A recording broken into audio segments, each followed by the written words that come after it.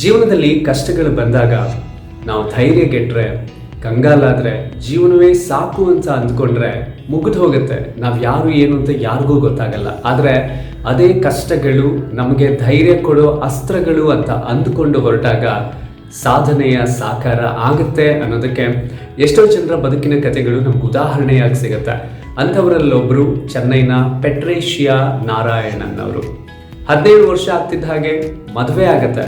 ನೂರಾರು ಕನಸುಗಳನ್ನ ಮನಸ್ಸಲ್ಲಿ ಇಟ್ಕೊಂಡು ತವ್ರ ಮನೆ ಅನ್ನೋ ಸ್ವರ್ಗದಿಂದ ಗಂಡನ ಮನೆಗೆ ಬರ್ತಾರೆ. ಇನ್ನೊಂದು ಸ್ವರ್ಗಕ್ಕೆ ನಾನು ಬರ್ತಿದ್ದೀನಿ ಅನ್ನೋ ಖುಷಿಲಿ ಬಂದ ಸ್ವಲ್ಪ ದಿನಗಳಲ್ಲೇ ನಾನು ಬಂದಿದ್ದು ಸ್ವರ್ಗಕ್ಕಲ್ಲ ನರಕಕ್ಕೆ ಅನ್ನೋದು ಅವ್ರಿಗೆ ಅರ್ಥ ಆಗುತ್ತೆ. ಯಾಕಂದ್ರೆ ಅವರ ಗಂಡ ಒಬ್ಬ ಡ್ರಗ್ ಅಡಿಕ್ಟ್ ಆಗಿದ್ರು, ಕುಡುಕನಾಗಿದ್ದ. ಒಂದಷ್ಟು ದಿನಗಳ ಕಾಲ, ವರ್ಷಗಳ ಕಾಲ ಸಂಸಾರ ಮಾಡ್ತಾರೆ. 2 ಮಕ್ಕಳಾಗುತ್ತೆ. ಆ ನಂತರ ಇನ್ನಿಲ್ಲೇ ಇದ್ರೆ ನಾನೊಂದು ದಿವಸ ಪ್ರಾಣ ಕಳ್ಕೊಳ್ಬೇಕಾಗತ್ತೆ ಅನ್ನೋದು ಅರ್ಥ ಆಗುತ್ತೆ. ಮಕ್ಕಳನ್ನ ಕರ್ಕೊಂಡು ತವರ ಮನೆಗೆ ಬರ್ತಾರೆ. ತಂದೆ ತಾಯಿ ಮಗಳನ್ನ ಕೈ ಬಿಡಲ್ಲ, ಸಪೋರ್ಟನ್ನ ಮಾಡ್ತಾರೆ. ಏನ್ ಮಾಡೋದು ಬದುಕಿಗೆ ಅನ್ನೋ ಯೋಚನೆ ಬಂದಾಗ ಚೆನ್ನೈನ ಮರೀನಾ ಬೀಚಲ್ಲಿ ಒಂದು ಪುಟ್ಟ ಕಿಯೋಸ್ಕನ್ನ ಹಾಕೊಂಡು ಟೀ, ಕಾಫಿ, ಸ್ನ್ಯಾಕ್ಸ್ ಅನ್ನ ಮಾರೋದಕ್ಕೆ ಆರಂಭ ಮಾಡ್ತಾರೆ. 1 ಕಪ್ ಕಾಫಿಗೆ 50 ಪೈಸೆಗೆ ಮಾರಾಟ ಮಾಡ್ತಿದ್ರು 1980ರ ದಶಕದಲ್ಲಿ. ಹೀಗೆ 100-200 ರೂಪಾಯಿ ಲಾಭವನ್ನ ಪಡಿತಾ ಅವರ ವ್ಯಾಪಾರ ಸಾಗ್ತಿತ್ತು. ಒಂದು ದಿವಸ ಚೆನ್ನೈನ ಗವರ್ಮೆಂಟ್ ಆಫೀಸ್ನ ಒಬ್ರು ಸ್ಟಾಫ್ ಅಲ್ಲಿಗೆ ಬಂದು ಇವರ ತಿಂಡಿ ತಿಂತಾರೆ, ಕಾಫಿ ಕುಡಿತಾರೆ, ಇಷ್ಟ ಆಗುತ್ತೆ. ಆ್ಯಂಡ್ ಇವ್ರಿಗೆ ತಮ್ಮ ಆಫೀಸಲ್ಲಿ ಒಂದು ಕ್ಯಾಂಟೀನನ್ನು ಓಪನ್ ಮಾಡೋದಕ್ಕೆ ಆಫರ್ ಕೊಡ್ತಾರೆ. ಅಲ್ಲಿಂದ ಪೆಟ್ರೇಷಿಯಾ ಅವರ ಬದುಕು ಬದಲಾಗುತ್ತೆ. ಚೆನ್ನೈನ ಸಾಕಷ್ಟು ಆಫೀಸ್ಗಳಲ್ಲಿ ಇವರು ಕ್ಯಾಂಟೀನ್ಗಳನ್ನು ಆರಂಭ ಮಾಡ್ತಾರೆ.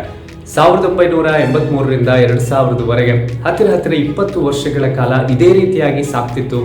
ನಂತರ ಇವರೊಂದು ರೆಸ್ಟೋರೆಂಟನ್ನು ಆರಂಭ ಮಾಡ್ತಾರೆ. ಅಲ್ಲಿಂದ ಬದುಕು ಇನ್ನೊಂದು ಹಂತಕ್ಕೆ ಮೇಲ್ ಬರುತ್ತೆ. ನಂತರದ ದಿನಗಳು ಸಂದೀಫಾ ಅನ್ನುವಂಥ ಹೆಸರಲ್ಲಿ ರೆಸ್ಟೋರೆಂಟ್ ಚೈನನ್ನು ಆರಂಭ ಮಾಡ್ತಾರೆ. ಇವತ್ತು ಕೇವಲ ಒಂದು ಕಾಲದಲ್ಲಿ 50 ಪೈಸೆಗೆ ಕಾಫಿ ಮಾರಾಟ ಮಾಡ್ತಿದ್ದಂಥ ಮಹಿಳೆ ಇವತ್ತು 100 ಕೋಟಿ ರೂಪಾಯಿ ಆಸ್ತಿಯ ಮಾಲಕಿಯಾಗಿದ್ದಾರೆ.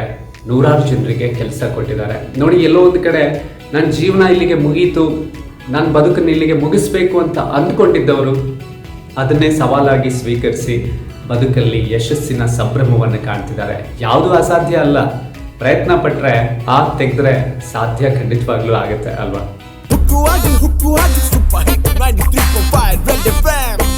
ಮಸ್ತ್ ಮಜಾ ಮಾಡಿ